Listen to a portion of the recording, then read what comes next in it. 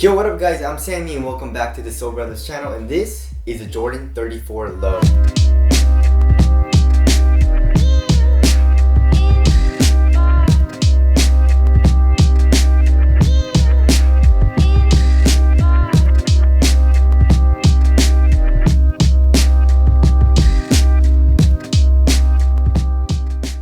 So this shoe is going for 165 bucks.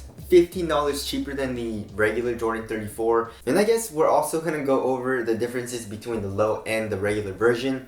So $15 price difference isn't a huge deal, I guess, but you're basically paying $15 less for like cutting this part off, which is kind of funny. If you guys do want to cop, I'll leave a link in the description box. They're both available if you guys want to get it. So let's get it started off with the traction. So the Jordan 34 Low is basically the exact same shoe as the 34, and the traction pattern is no different. It's the same exact traction pattern. You got some herringbone, and in this colorway it's a solid rubber outsole. And as you guys know, the Jordan 34 traction is really good. Picks up a little bit of dust, but if you wipe, then it's okay. And I'm assuming the performance is going to be exactly the same as the 34. And to be honest, I don't really think I need to do a performance review on the 34 Low because like everything is exactly the same. Like we'll go over everything though. And then as far as durability goes, I mean at first the rubber seems very hard, but like seeing from my 34, there is a little bit of frame.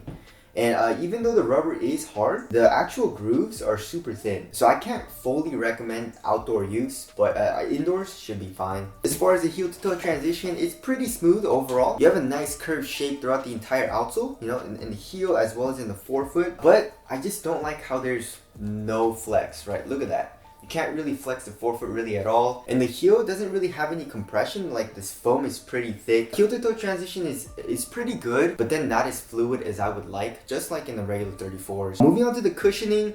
So the cushioning they're using probably Phylon. It's a very stiff cushion, and like I said, there's no heel compression. And then there's a 4-foot zoom unit, and you guys can see in this colorway it's a green zoom bag, and it's a very large volume zoom unit. I can feel it. It feels nice. It's bouncy and all that. And then there is a heel zoom unit, but it's not very nice. I mean, it's a pretty small unit. You can feel it just a tiny bit, but overall it's mostly stiff. And like I said, because of this foam, I just wish it was a little bit softer, right? And as far as the insole goes, they're using a regular Ortholite insole. And as far as the materials go, the materials is where they change it up just a little bit. So in my regular black and white colorway, the Jordan 34, it's more of a mesh material. It kind of looks like a foam back mesh, you know? And then my pair for the Jordan 34 Low, it's like this very thin and see-through material, but they've used it in the 34. You know, in the regular 34 in different colorways, they've used the same exact material. So they didn't really change the materials up that much, but in the toe cap area, they do give you a toe guard. So in the regular 34, you do have a little bit of fuse though. In the tip of the toe cap, you have a little bit of fuse for extra added durability for toe drags. The 34 Low, they put an entire synthetic leather toe cap over the toe. The material doesn't feel stiff. It doesn't feel too thick or anything. It feels pretty similar to the 34 like on foot. And I like how it doesn't go like all the way up into the toe. You know, it kind of like stops around like 60% into the toe. But they also keep the material thin here, like on the upper part of the toe. So I really like that. Here in the back, in the heel area, an internal TPU heel counter. And you can see some elephant print as well as this clear see-through material over it, which is kind of cool with the Jordan logo. And then underneath this clear material, you also have a very, very thin graphic material. It's basically just like a textile material, and it's super thin as well. I just love how thin it is because like here in the midfoot area, you really don't need any type of support. You know, you just literally need this like little thin material. That's all you need. As long as you have, you know, for lateral support, you have a heel counter here as well as this like lateral counter here in the forefoot, which helps for lateral containment. So that contains you here both in the heel and in the forefoot. You don't really need anything in the midfoot. So I like how they shut off a whole bunch of weight by doing that. And this material, just like in the regular Jordan 34, is just super thin and minimal. There's absolutely no padding actually. No padding at all. There's just a little bit of padding here in the ankle area, like the top part of this ankle area. You can see there's a little bit of foam for heel containment.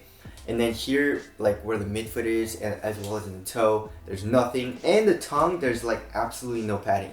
It's super thin. It feels basically the same as the Jordan 34. And as you guys know, the tongue is basically this neoprene material, same exact thing. And as far as the differences go, I mean, obviously there is this toe guard, but it feels, like I said, pretty similar to the Jordan 34. Like, it doesn't feel bulky or anything in the toe, and it adds for durability, so I like that. As far as the fit goes, it fits exactly the same as the Jordan 34. Go true to size, it fits very, very snug in the toe area, and it also fits pretty narrow. So if you have a wide foot or you like to have a roomier fit in your shoes, I would suggest going up half a size or maybe even a full size. But for me, it's a perfect fit. And as far as the support and lockdown goes, I mean, look at this. There's really no difference. Like, if you guys saw the review for the Jordan 34, the ankle support isn't great. You know, this material is just so thin and flimsy that you really don't feel any type of ankle support. It just kind of goes over your ankle, and it basically feels like a low.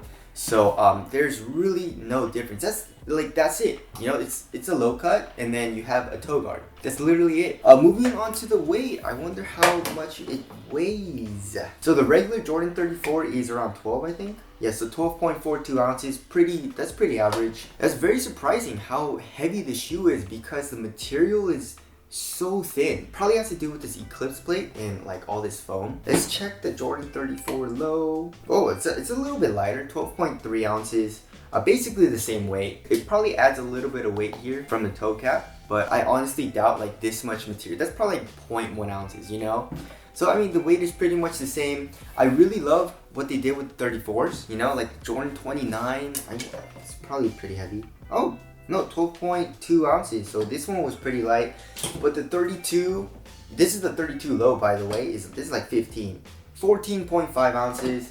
The regular 33 is like 16 ounces on the dot. And then the 33 low is 14 ounces. So I'm very, very glad that they shut off all that weight. As far as the aesthetics go, I mean, what do you guys like better? The Jordan 34 low, some of the colorways that are coming out are super sick. There's like this all white one. I think it's like a pure platinum colorway, which looks sick. There's also this Chinese colorway. I forgot the player, but it's kind of like his PE.